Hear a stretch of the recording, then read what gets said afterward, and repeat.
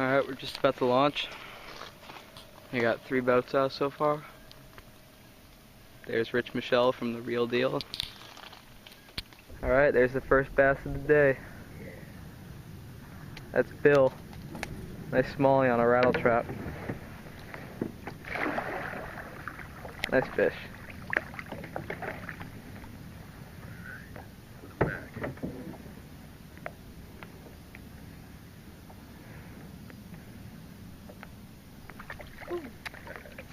Alright. It's been a slow day here. Rich has got one though.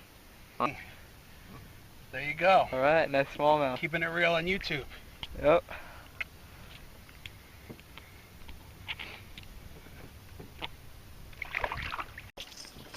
There you go.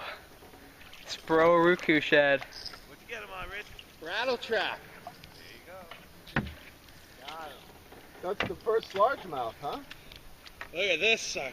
Oh, nice. Nice. Here. That's keeping it real.